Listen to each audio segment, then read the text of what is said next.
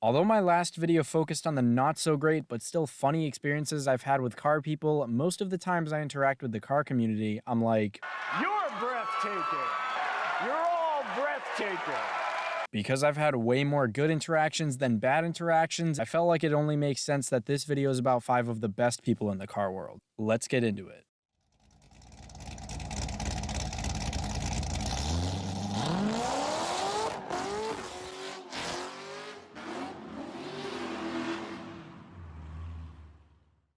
Real quick, if you missed my last video on the worst car people, check that out next and let me know what videos you want to see in the future and what you think of these car person type of videos. Also, if you've got any funny stories about car people, whether they're good or bad, drop them in the comments because I want to hear the type of stuff you guys have seen and heard. Now on to this video. The first person is the non-annoying know-it-all. Knowing all about something doesn't actually annoy people. It's just when you try to flex that you know stuff and you make a big deal about it when someone else says something slightly wrong that annoys people. It is always great when someone asks you a question or starts talking to you and you clearly know what you're talking about so that they can learn from everything you already know. Just don't follow everything up with, sometimes my genius is... it's almost frightening.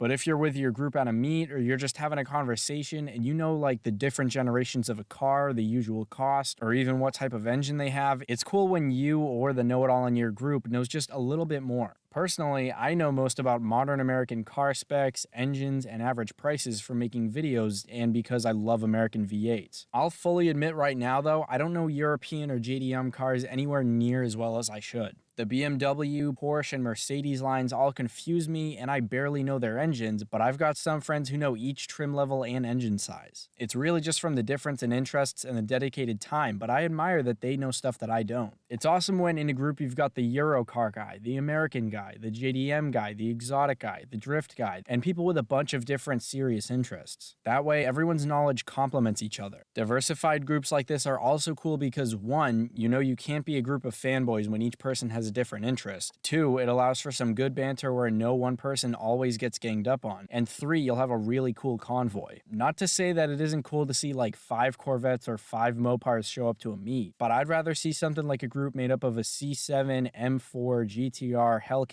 and an F-Type than see all the cars be the same. Think of any popular group from a movie or video game. Each person on the team has their own specialty, and they're not just duplicates of each other. The second person for today is the reasonable disagreeer. In my last video, a couple of the people I mentioned were ones who hated all cars that were a certain model or were louder than they were fast, regardless of how much power they made and what's been done to them. These were the type of people who could see something like a loud GT500 making over 1,000 horsepower, but only because it's a Ford, they'd be like, disgusting!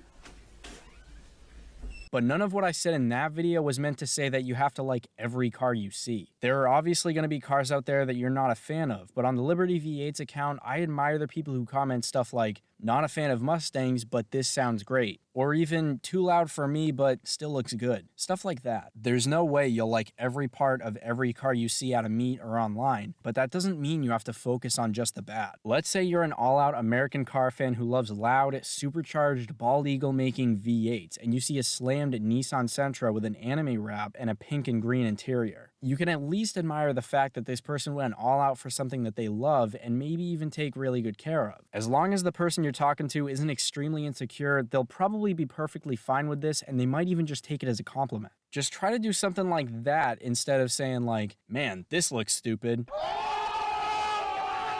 I know this is going to sound insanely cheesy, but the feeling you get from showing someone you appreciate their car is way better than when you just try to make someone feel like they've put hours of work into something that's stupid. I mean this seriously. Next time you're driving and you see someone coming the other way, and based on their car, they seem like a car guy, just put a thumbs up out the window. I don't care if you're a JDM guy and you see a C5 Corvette, or you're a muscle car guy and you see a lowered WRX with LEDs. Just do it and see how you feel afterwards. Most people know that when you're the guy getting the thumbs up or the quick nice car or even just a head nod, it kind of makes your day. Like I said, I realize this stuff is cheesy to say and you might not even see their reaction when you do it, but you'll know what I'm talking about. Speaking of interacting with other people, another person for the list is the guy who's always down to talk at meets. Although car meets are great for seeing and hearing insane cars, and they're a great excuse to go cruising with a group, they're also about meeting new people and talking about different builds. Whether you happen to be by your car and a conversation comes up about it, or you're asking someone else about their car, this is an awesome way to make a meet even better. You don't even necessarily have to remember the other person if you don't see him again, but in that moment, a good conversation shows both of you how great being into cars is. It makes it better if you do remember them, because next time you see him, you can talk to him again, but usually if you talk to someone for a short amount of time like this, you really just remember them by their car, as kind of sad as that is. In a way, that's also kind of cool though, because it goes with the your car is your personality idea. You also obviously don't have to have a nice car to start a conversation. You can just be a spectator, and even if you don't know a lot about cars yet, just ask. No real car person is going to be like,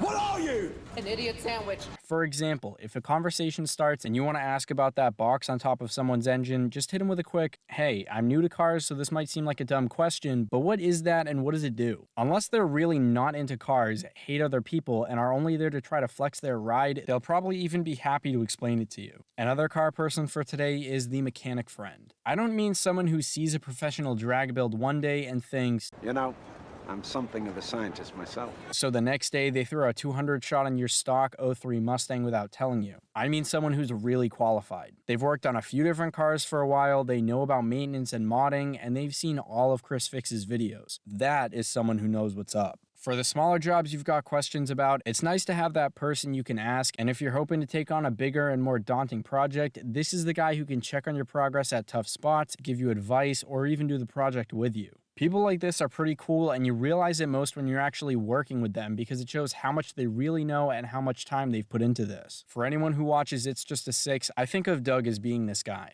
Honestly, some of my favorite videos from them have just been Gavin and Doug working together to rebuild an engine or something. It's always fun working on a car with a friend, but it's even better when you know they know what they're doing instead of them sitting in a corner like, Where's the leak, ma'am? Now, a few disclaimers. Don't take everything your friend tells you about cars as gospel. If you're going to do something to your car, ask your friend for their opinion and experiences, but definitely do your own research. They don't know everything out there, and just because they're your friend doesn't mean you have to do what they say. The second disclaimer kind of ties into the first one, but just because someone has read or watched a lot doesn't mean they know all there is about cars. Yeah, reading a lot about mechanics and maintenance helps, but for someone to fully understand this stuff, they've got to get their hands dirty. It's like how people graduate college and they think they know everything, but they really don't know until they've worked in the field for a while and gone through stuff. And the final car person for this list is the group organizer. On a smaller scale, this is the person in your group who finds meets, figures out the timing and what route you'll take there, and figures out who's going and who isn't. Sometimes without this person, you guys would go for a long time without going to any meets or doing any cruises, but because of them, you get to choose between all the events that are around you. On a larger scale, this is the guy or group of people who actually organize public rallies and meets. I give huge props to these people because it takes a lot of work to get something like that set up, especially like a rally where it goes on for days and you're making multiple stops along the way. They've also got to make sure that enough people actually sign up so it'll be fun and worth doing, because if only like 5 other people show up, it'll probably be kind of lame and a little bit awkward.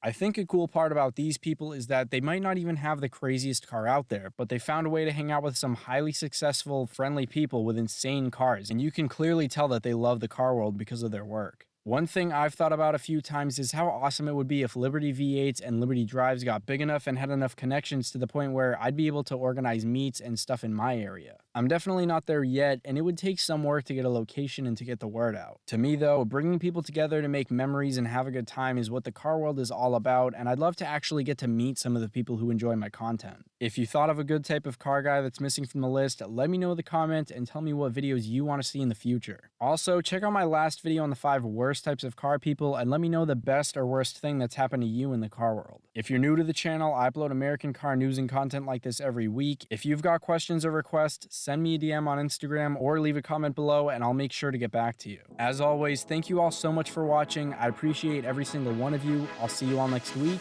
Have a great day.